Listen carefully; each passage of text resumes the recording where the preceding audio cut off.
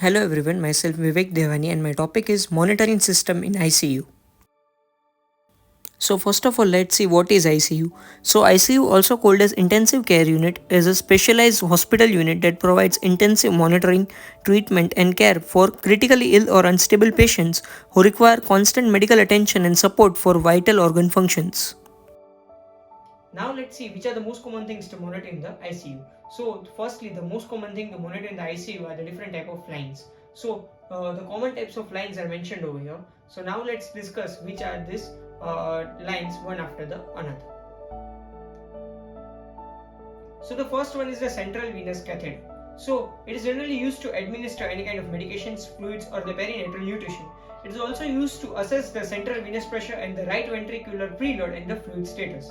It can be also used to assess the oxygen delivery and oxygen consumption, which can be termed as the SCVO2. And the common sites to insert it are the jugular vein, subclavian vein and the femoral vein. So the next are the arterial lines. So it is generally used to monitor the blood pressure continuously, and it makes it really easier because there will be very less need to puncture very frequently, and it is also used in performing the ABG analysis on a very frequent basis, and it gives us the continuous monitoring on the systolic and diastolic blood pressure, and it also gives us the mean arterial pressure, and it is and the most common site to insert the arterial line are the brachial artery, radial artery and the femoral artery. So the next is the pulmonary artery catheter. So it is generally used in assessing the advanced hemodynamic monitoring in the critical or advanced cases, and it is generally used in assessing the left arterial pressure, also the systolic and diastolic blood pressure and the mean arterial pressure. It also helps in assessing the cardiac output and the cardiac index, and it also assesses the utilization of oxygen globally.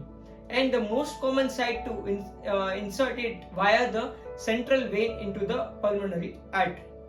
Next are the peripherally inserted central catheter. So they are generally used in long-term access for the intravenous needed of any kind of medications or nutritions, and we have to continuously check for any kind of complications or any kind of infections, and the most common site to insert it are the peripheral veins, but in some cases, in advanced or critical cases, we can also insert it directly into the central vein. So the next is the feeding tubes. So there are generally three types of feeding tubes. First is the nasogastric feeding tube, which is generally used during the short-term eternal feeding. Next is the nasojejunal tube, which is generally used during the post-pyloric feeding, and it also reduces the risk of aspiration. And the last one is the percutaneous endoscopic gastrostomy tube, which is generally used during the long-term eternal feeding. So now let's see which are the other things we need to monitor on the multi-parameter monitor, which is also known as the patient monitor. All the things are enlisted over here. So now let's discuss it one after the another. So the first thing to assess is the electrocardiogram, which is also known as ECG. It is generally used to assess the continuous cardiac rhythm. In ECG, we generally check for the heart rate and the rhythm. It generally helps us to detect any kind of arrhythmia. Also, we check for any kind of waveform abnormalities, as it generally helps us to indicate any kind of pathology present or not. For example, any kind of ST segment abnormalities which suggests any kind of ischemia or infarction is present. Next, we check for the electroencephalogram, which is also known as EEG. It is generally used for the cerebral electrical activity. So, in which we generally monitor for the seizures patient.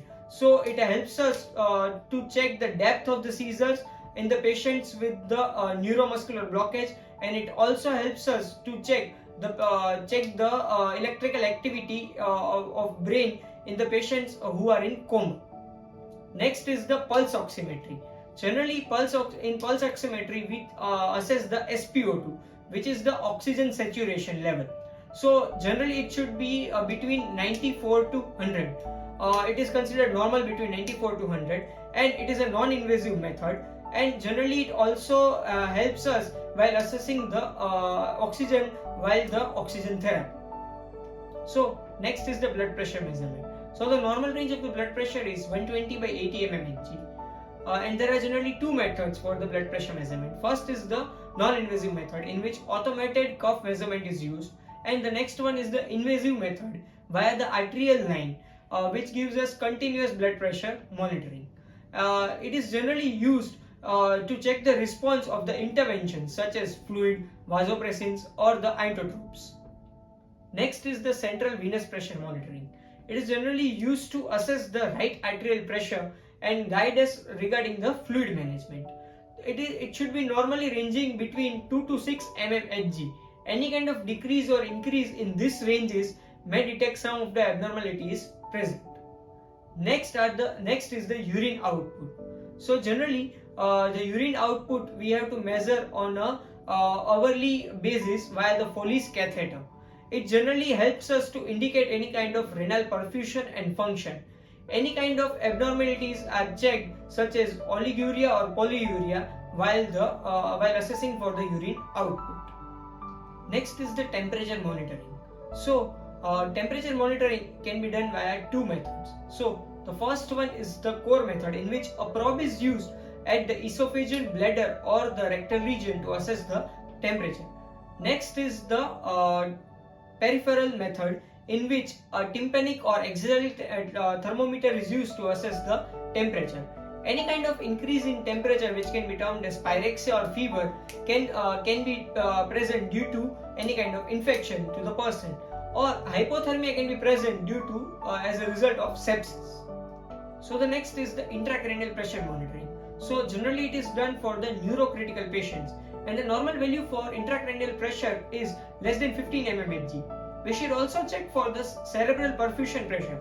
So to get it, there is a formula which is mean arterial pressure minus intracranial pressure. We will get our cerebral perfusion pressure. So firstly, how to get the mean arterial pressure? So again there is a formula for it, which is diastolic blood pressure plus 1/3 in bracket systolic blood pressure minus diastolic pressure. While putting the values in it, we will get our mean arterial pressure. So the normal value for the mean arterial pressure is 70 to 100 mmHg, and the normal value for the cerebral perfusion pressure is the 60 to 100 mmHg. So the next is the arterial blood gas analysis, which is also known as the ABG analysis. It is generally used to assess for any kind of respiratory or metabolic condition, such as respiratory acidosis, metabolic acidosis, respiratory alkalosis or metabolic alkalosis. So to assess these conditions, we need to check for the individual's pH, PaO2, which is partial pressure of oxygen, PaCO2, which is partial pressure of carbon dioxide. We need to also assess for the HCO3 minus, which is bicarbonate, and also for the base excess. For all this the normal values are mentioned over here. Next is the respiratory rate. Generally it helps us to assess the ventilatory status. So while assessing the rate and pattern, we can say that the patient is in tachycardia or bradycardia. Also it helps us to assess the work of breathing, which also indicates any kind of accessory muscle overuse or not. Next is the ventilatory settings and the modes. Generally this thing is assessed in the patient who is on ventilator due to any kind of respiratory failure. So we need to monitor for different kind of modes of the ventilator, which can be volume control mode, pressure control mode, or the synchronized mode. Also we need to check for different kind of parameters such as the tidal volume, FiO2, or any kind of other parameters. And also we need to check for the alarms. So check for the high pressure alarms or the low volume apnea alarms. We need to check these alarms are kept on or not.